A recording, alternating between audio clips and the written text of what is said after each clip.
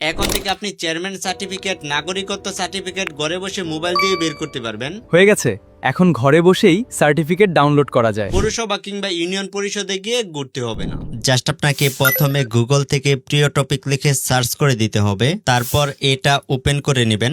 এখন সার্চ অপশনে ক্লিক করে CRT লিখে সার্চ করে দিবেন। এরকম একটি পোস্ট দেখতে পারবেন, এটাতে ক্লিক করে দিবেন। এখন স্ক্রল করে নিচে চলে আসবেন আর এখানে একটি বাটন দেখতে পারবেন, মেক সিটিজেনশিপ সার্টিফিকেট, এটাতে ক্লিক করে দিবেন। এরকম ইন্টারফেস দেখতে পারবেন। এখান থেকে রেজিস্ট্রেশনে ক্লিক করে এখানে যা যা ডিটেলস দিতে বলছে সবকিছু এখানে দিয়ে দিবেন। এখন এখান থেকে নিবন্ধন করুন, এটাতে ক্লিক করে দিবেন। অ্যাকাউন্টটি ক্রিয়েট হয়ে যাবে। এখন এখান থেকে 3 ডটে ক্লিক করে এখানে সনদের জন্য আবেদন করুন, এটাতে ক্লিক করে দিবেন। এখন আপনি এখান থেকে সকল ধরনের সনদের জন্য আবেদন করতে পারবেন, যেমন নাগরিকত্ব সনদ, ভূমিহীন সনদ, জাতীয়তা সনদ, মৃত্যু সনদ, জন্ম সনদ, সকল প্রকার সনদের জন্য আবেদন করতে পারবেন।